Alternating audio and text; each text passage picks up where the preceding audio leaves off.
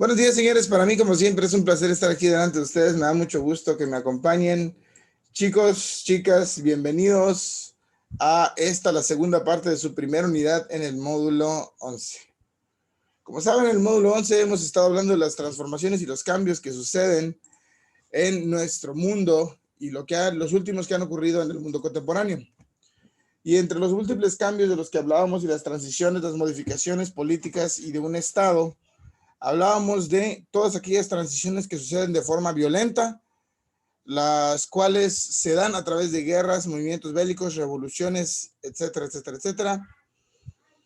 Y también también hay transiciones políticas, también hay cambios políticos que tienen una vía pacífica, una forma de cambio que no necesita ni requiere enteramente de un gran acto de violencia para cambiar la forma de vida de un país.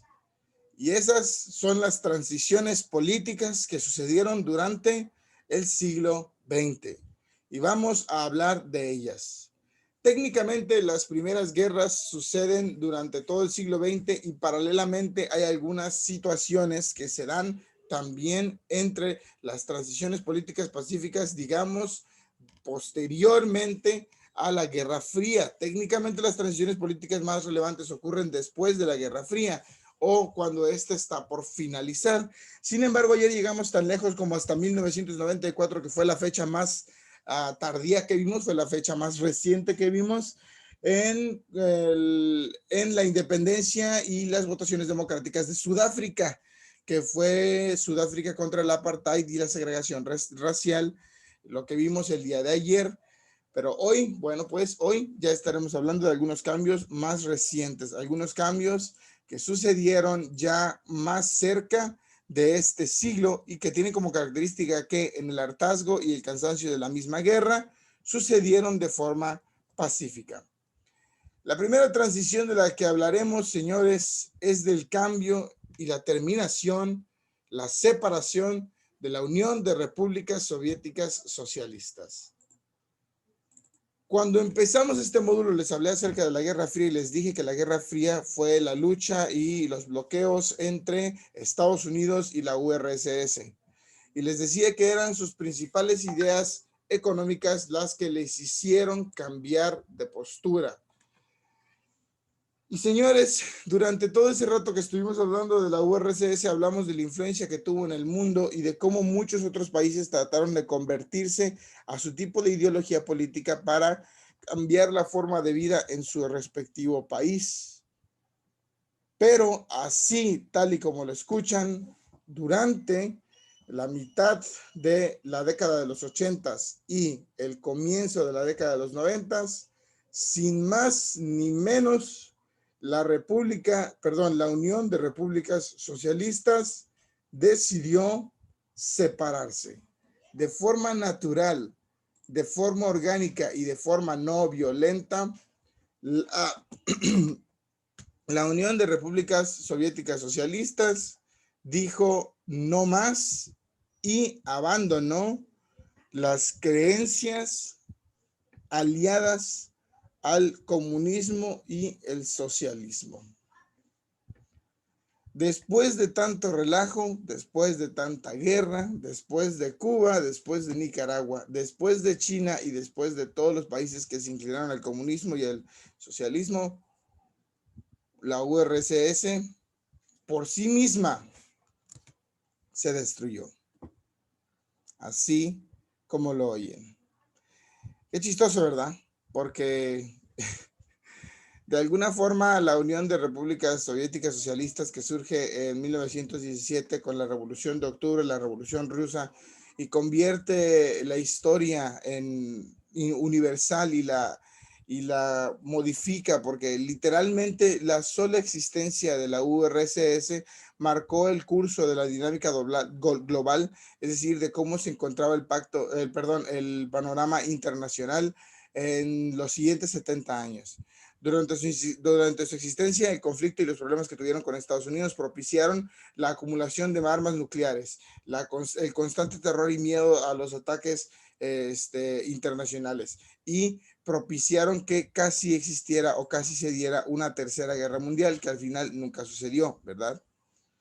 Por primera vez en la historia había una opción distinta para aliarse con un país que no fuera capitalista, y eso, aunado a la forma en la que vivían algunas personas en el mundo, proveyó que esta idea se esparciera y amenazadoramente tratara bueno, sí, amenazadoramente provocara y jugueteara, tentara con acabar con el estilo de vida norteamericano, que era el estilo de vida más común entre los imperios.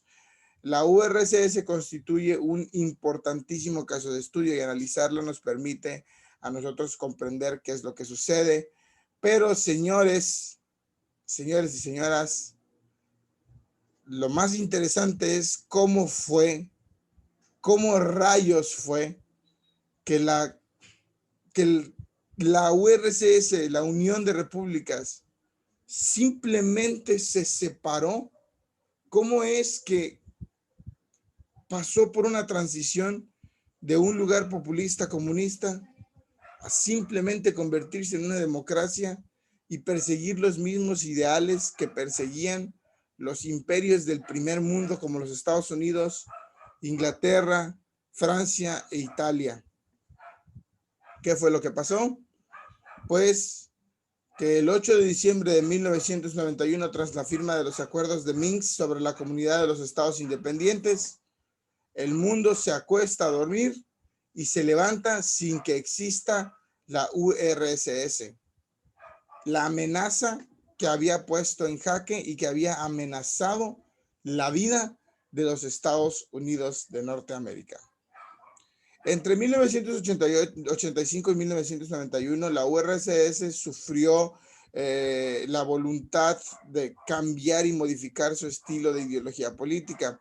Esto es una transición política e ideológica que dio origen a la fragmentación del gran Estado, que fue la URSS, y precipitó y modificó el nuevo orden mundial. Es decir, como que puso un punto y aparte entre las transiciones e ideas políticas, porque una vez que la URSS se separa, todos los otros países comunistas como que empiezan a marchar sobre la misma línea, porque pues no podían presentar ningún tipo de amenaza en contra de los Estados Unidos cuando el gran titán que era pues la URSS se desintegra. Los dos pilares estratégicos que se formularon para reformar el régimen socialista eran glasnost y perestroika, que son la transparencia política, glasnost, y la reestructuración económica, perestroika, que como principal problema tenían el simple y sencillo hecho de que eran contrarias. Estas ideologías políticas, estas imposiciones políticas eran absolutamente contrarias al régimen en el que se vivía dentro de la URSS. Mientras que glasnost promovía la transparencia política y permitía que todos los miembros del país pudieran entender lo que hacían sus gobernantes, cosa que es inusual en los gobiernos comunistas. La reestructuración económica de perestroika abría el mercado de la Unión de Repúblicas Soviéticas Socialistas a las importaciones y exportaciones y a los tratados y movimientos que existían con otros países. Todo fue obra de Mikhail Gorbachev, ese señor de lentes que está ahí. Ese señor propició una mayor transparencia informativa, desmontó los mecanismos represivos del Estado, es decir, que ya no iban a ver al gobierno ruso lastimando a los protestantes rusos. Toleró la libertad de expresión, cosa que no se hace usualmente en los países comunistas, y reconoció públicamente los excesos y los errores cometidos por el sistema económico del pasado. El cambio avanzó en un 2x3, y antes de que todos se dieran cuenta, de forma natural y completamente orgánica, el mundo le dijo adiós a la Unión de Repúblicas Soviéticas Socialistas. Los mismos rusos se dieron cuenta de que el socialismo no era la forma de vivir más cómoda que podía existir en el mundo. De ahí que todos sepamos que simplemente el socialismo no funciona, porque ni a un país como Rusia le funcionó ni le permitió continuar con ese estilo y margen de vida que llevaban. Hay múltiples motivos e interpretaciones por las cuales las personas dicen que la URSS terminó.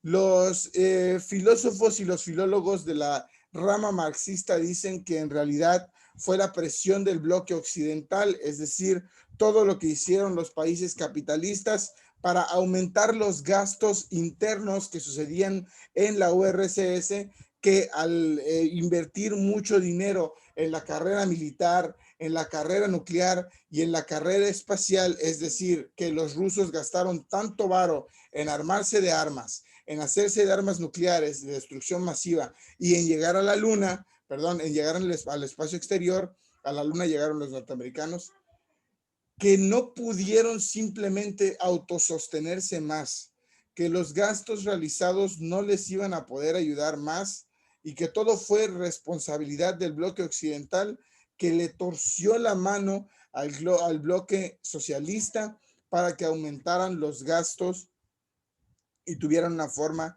de defenderse.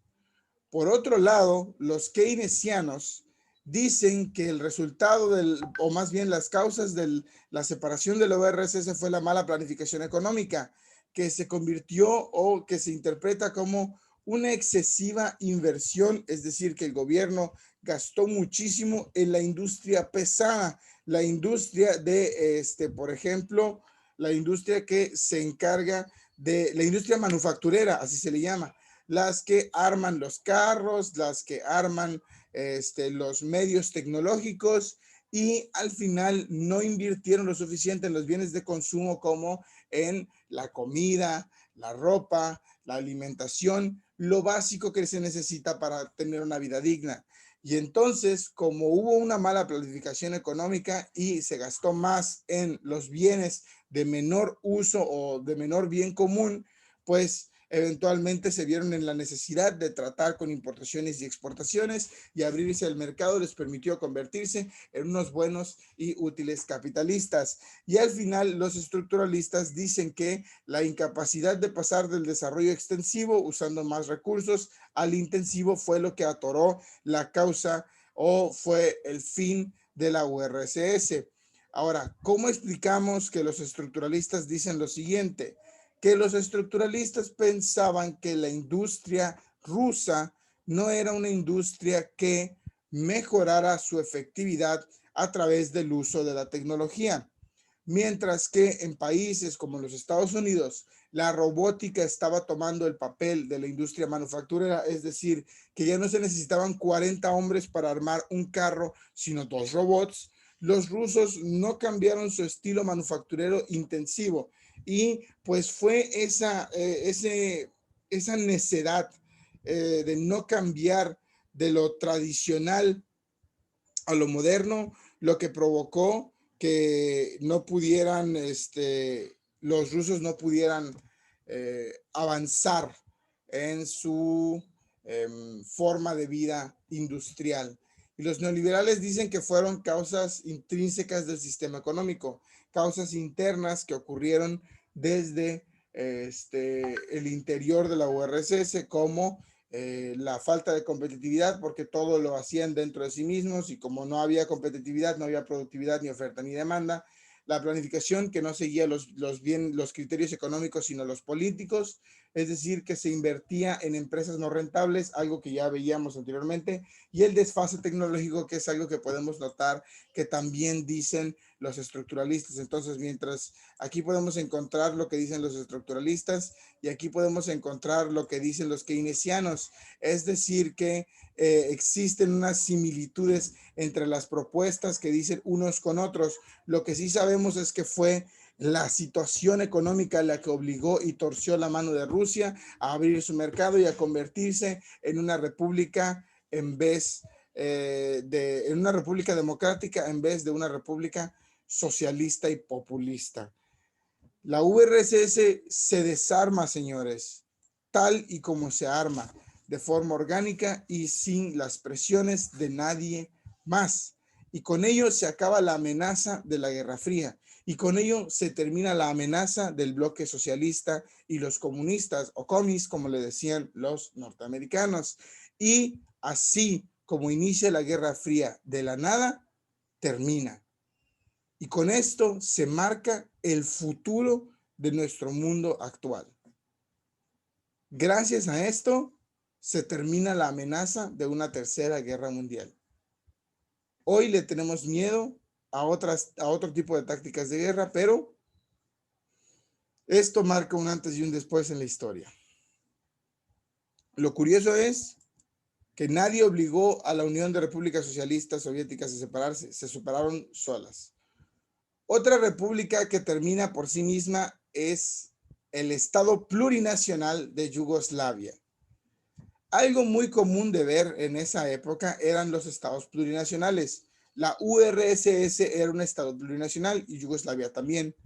Los estados plurinacionales son los estados que toman varias repúblicas que son independientes y soberanas y se convierten en una república federal como Yugoslavia.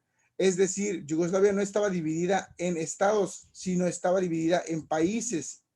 Y cada uno de estos países tenía sus propios estados, sus propias reglas y su propia soberanía, pero se legislaban y se formulaban todas dentro del panorama de una sola república. Es decir, eran varios países pegaditos en uno solo. Yugoslavia era un país que tenía tantas formas de vida distintas que en un tiempo se le conoció por esta frase: el país de un partido político, porque eran socialistas. 2 alfabetos, 3 religiones, 4 idiomas, 5 nacionalidades, 6 repúblicas y 7 estados fronterizos. Culturalmente, un desastre. Fíjense nada más las influencias. ¿Con cuántos estados estaban en frontera? Rumania, Bulgaria, Grecia, Albania, Austria. Un montón de estados que, por supuesto, influían en el mercado y la forma económica y el estado de vida de todo el país yugoslavo. Luego está el simple y sencillo hecho de que tenían 2 alfabetos distintos. Imagínense, señores, que la mitad de México escribiera con letras románicas como nosotros y la otra mitad escribiera con letras chinas. Qué difícil sería para nosotros comunicarnos unos con otros. Pues Yugoslavia tenía 2 alfabetos, 3 religiones, o sea, 3 religiones fuertes. Existen muchas más religiones, por ejemplo, en nuestro país, pero en ese entonces 3 religiones extremistas eran muy importantes, 4 idiomas distintos, 5 nacionalidades, 6 repúblicas y 7 estados fronterizos. Un estado con tantas diferencias que eventualmente se separó sin que nadie interviniera y simplemente se desarmó Yugoslavia. ¿Qué fue lo que pasó con este Estado plurinacional? Que las diferencias ideológicas y religiosas derivaron en la división territorial y el desbordamiento de los odios étnicos. Este país se crea en 1918 y para el 2008 ya estaba completamente deshecho. Como pueden ver, ya entramos incluso a nuestro siglo, el siglo XXI. Obviamente las diferencias que hay entre ellos se encuentran su origen en la historia del mismo país. Estos choques se hicieron poquito a poco cada vez más grandes y el régimen socialista trató de mantener lejos los fervores nacionalistas de cada república, pero la complejidad de las diferencias fue tal que simple y sencillamente los estados se desentendieron. El motivo principal del conflicto fue el tema de las divisiones étnicas y religiosas, que cada quien tenía su propia patria y su propia religión, y afloraron de forma exagerada para 1991. Consideren, señores, que en 1991 fue el mismo año en el que se desarmó la URSS y como que los socialistas estaban todos inquietos, y para el 91 fue el acabose. Eslovenia y Croacia y declararon su independencia de Yugoslavia. Fueron los 2 primeros países que se desentendieron de la República Federal de Yugoslavia, y en septiembre del mismo año una mayoría de macedonios, es decir, Macedonia se separa también, aprobando la independencia de su país, que no se hizo efectiva sino hasta enero de 1992. En febrero y marzo del mismo año, del 92, un 63% de los ciudadanos de Bosnia votaron a favor de la secesión, con la consiguiente guerra de represión por parte de Serbia y las migraciones masivas de personas que huían de los conflictos. Es decir, Serbia entró en guerra por sus ideologías políticas. Y como la gente de Serbia escapaba a Bosnia, Bosnia dijo, ya no queremos más conflictos y se dividieron en 1992.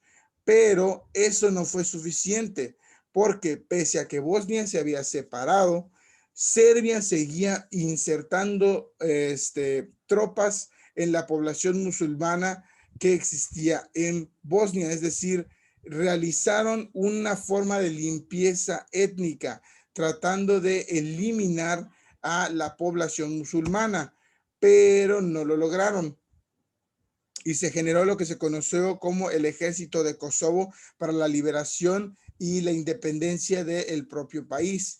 Y empezaron las luchas y los trancazos y los guamazos, y a pesar de que todo el mundo se quería separar, estos últimos países, estos últimos 5 que se encuentran aquí abajo, no lograron separarse del todo porque entraron como en una forma de guerra civil, entre comillas, entre paréntesis, guerra santa, entre las ideologías que tenían los serbios, los bosnios, que involucraron a los macedonios y eventualmente involucraron a Kosovo, que intentó crear un ejército que liberara la opresión y luchara contra Serbia, y lo hizo de forma efectiva. ¿Y qué fue lo que pasó? Que la guerra continuó por décadas. Es decir, entre 1996, desde que se genera el Ejército de Liberación de Kosovo, hasta el 2008. Y para 2003 ya solo quedaban algunos de los 6 países que conformaron la República Popular y Federal de Yugoslavia. Serbia y Montenegro eran los únicos países que quedaban en 2003, y no fue mucho tiempo lo que duró el cuento. Para 2006, los montenegrinos se separaron de Serbia y declararon su independencia, que influenciaría el movimiento que en 2008 provocó que Kosovo se independizara también de Serbia y desintegró por completo el Estado plurinacional de Yugoslavia. Tuvieron tantas diferencias políticas y religiosas que estallaron un conflicto que eventualmente terminó con su estado y separó a cada uno de esos países. Como paréntesis, quiero que sepan que la península de Yucatán, Campeche, Quintana Roo y Yucatán, alguna vez trató de separarse también de México. Quiso ser un estado centroamericano. Ahora vamos a hablar de Corea del Sur, señores. ¿Alguna vez se han preguntado por qué Corea del Sur y Corea del Norte son tan diferentes? Mientras que en Corea del Sur tienen algunos estilos de vida anticuados, pero básicamente una forma de vida decente, a comparación de Corea del Norte, que está literalmente de la fregada. ¿Por qué hay tantas diferencias entre ellos? Bueno, por el simple y sencillo hecho de que en Asia, Corea del Sur se encargó de provocar movimientos poco agresivos y sí muy separatistas y de división. Durante muchos siglos, señores, Corea tuvo ciertos problemas para mantener su propia independencia y dividirse de Corea del Norte, que estaba bajo un régimen excesivamente violento. Sin embargo, cuando Japón se convirtió en una potencia mundial en 1910 y continuó hasta 1945, la península se dividió, y para 1948, a conveniencia de Estados Unidos y la URSS, Corea se parte en dos. Una mitad que perseguía las ideas comunistas represivas y violentas, y una mitad que no tanto. En el norte estaba en el comunismo y en el sur estaba el capitalismo.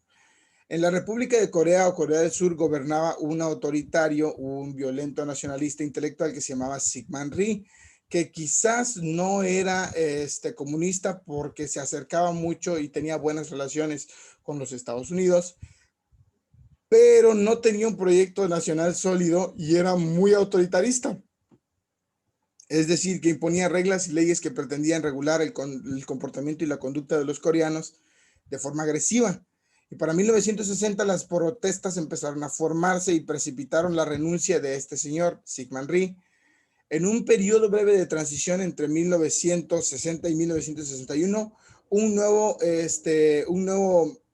militar se hizo cargo de Corea del Sur, del Poder Ejecutivo, se convirtió en el presidente, Park Chung-hee. Park encabezaría un sistema sumamente autoritario que al principio se veía democrático, es decir, este señor agarró la bandera de la democracia de los Estados Unidos, se hizo presidente y para cuando llegó a la presidencia se volvió más autoritario incluso que el presidente anterior, es decir, que se volvió más represivo y violento.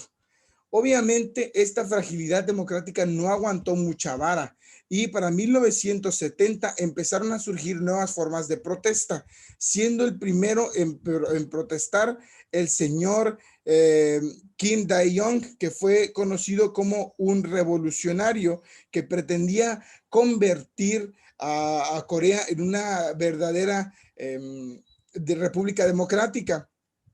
Lo hizo, sin embargo, a través de las elecciones presidenciales. Es decir, que este señor no lo hizo de forma ilegal, ni de forma violenta, ni revolucionaria, sino literalmente se metió al sistema y trató de quebrarlo desde adentro. Sin embargo, como que hubo un fraude, un chanchullo, un movimiento ahí raro que permitió que Park siguiera siendo el presidente de Corea. Este fraude como que fue la gotita que rebasó el vaso y los coreanos ya no quisieron seguir viviendo de la forma en la que vivían.